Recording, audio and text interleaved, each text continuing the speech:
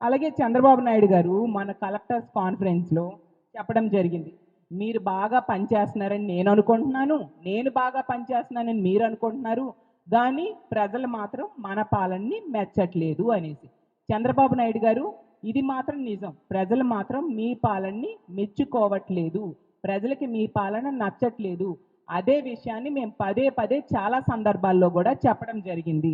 ఏమంటే మీరు చెప్తారు డేటా డ్రివెన్ గవర్నెన్స్ మాది అనేసి గొప్పలు చెప్పుకుంటూ ఉన్నారు.